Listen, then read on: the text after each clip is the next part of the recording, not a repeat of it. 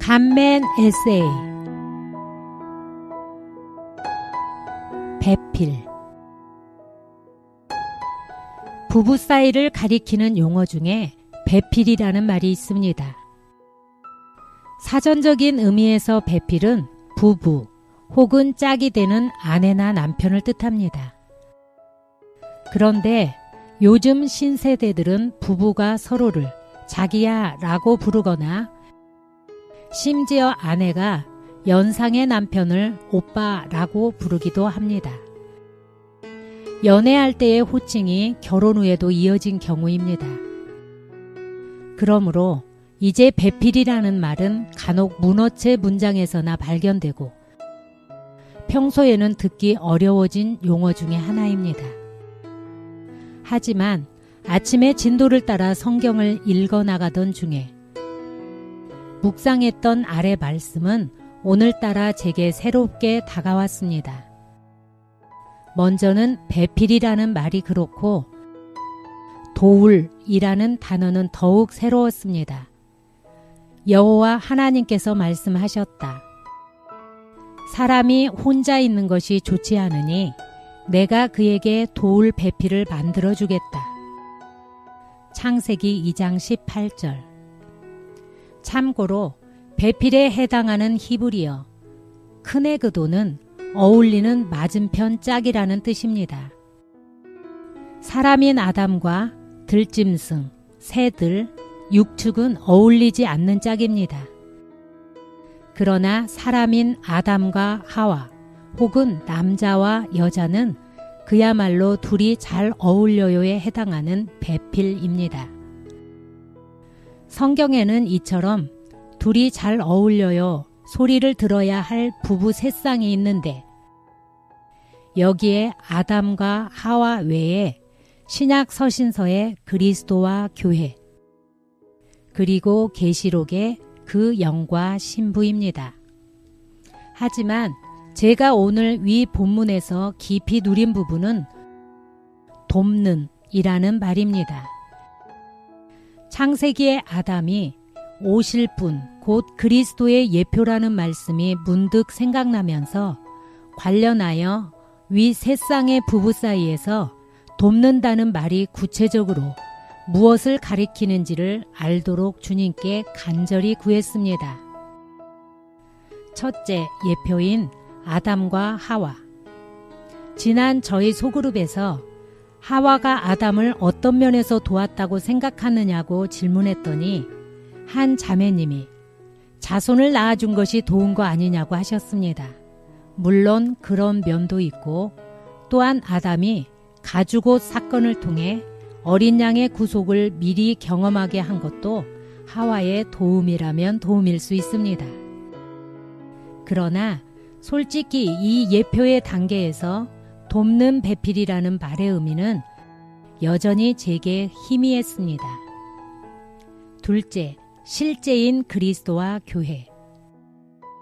이 주제에 대해 제 안에 밝은 빛이 비치게 된 것은 아담은 오실 분의 표상이라는 말씀, 그리고 이 돕는이라는 말을 인류의 창조의 목적과 연관지어 워치만 리가 설명한 아래 내용을 읽고 난 후입니다. 하나님께서 교회를 창조하신 목적은 바로 교회가 그리스도의 배필이 되는 것이다. 그리스도 혼자서는 절반에 불과하며 반드시 그리스도의 또 다른 절반이 있어야 하는데 그것이 곧 교회이다. 하나님은 그리스도가 통치하는 것을 원하셨을 뿐 아니라 교회가 통치하기를 원하신다. 만일 교회가 그리스도와 어울리지 않는다면 하나님의 목적은 성취될 수 없을 것이다. 그리스도는 전쟁에서도 배필을 필요로 하시며 영광 안에서도 배필을 필요로 하신다. 그리스도가 한 배필을 갖는 이것이 곧 하나님의 갈망이다. 이사야 선지자는 우리를 지으신 여호와께서 우리의 구속주요, 우리의 남편이라고 말씀하십니다.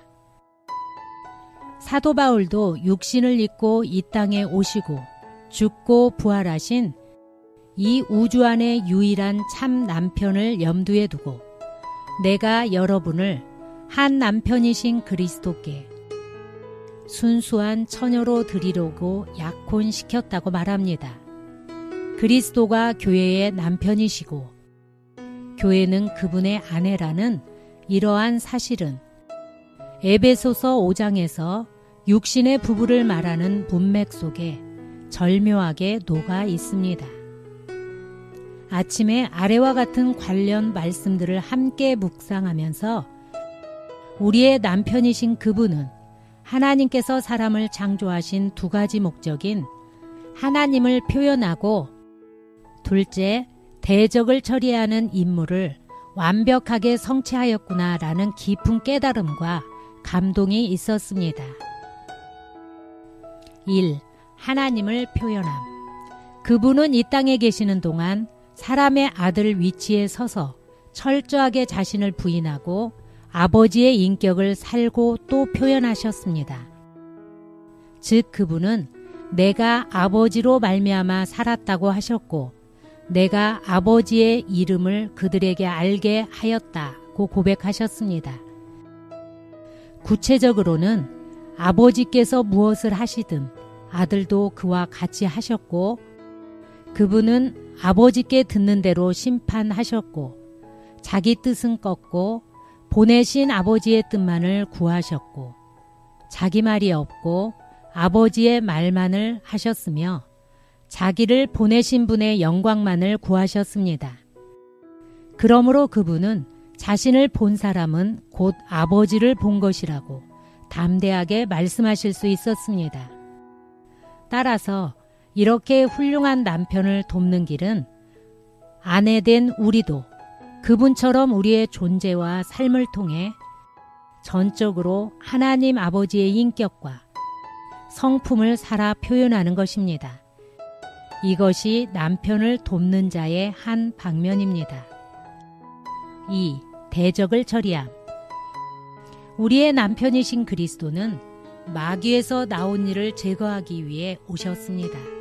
그분은 광야에서 마귀의 시험을 물리치셨고 십자가에서 죽음의 세력을 가진 자, 곧 마귀를 멸망시키셨습니다. 그분은 이 땅에 사시는 동안 세상 임금인 마귀가 그분 안에 어떠한 입지도 갖지 못하게 하셨습니다. 이제 그분은 아내 된 우리 역시 사탄을 속히 우리 발 아래 짓밟을 날을 기다리고 계십니다. 내가 너의 원수들을 너의 발 받침대로 삼을 때까지 너는 내 오른편에 앉아 있어라는 말씀은 한 몸의 반쪽인 우리가 남편을 위해 무엇을 도와야 할지를 분명히 보여주는 말씀입니다. 우리 주님이 돈을 못 벌어 오시거나 몸이 아파서 누워 계시면 배필인 우리가 도울 일이 혹 있을 수 있습니다. 그러나 그분이 다른 반쪽인 우리의 도움을 참으로 필요로 하시는 방면은 그런 것이 아니라 우리도 그분처럼 하나님을 표현하고 마귀를 짓밟는 존재로 날마다 변화되는 것입니다. 그럴 때 우리는 흠과 주름과 점이 없는 영광스러운 교회, 즉 참 남편에게 어울리는 배필이 될 것입니다.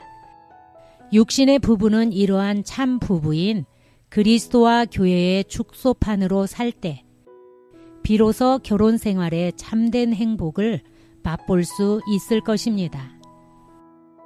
셋째, 성취인 그영과 신부.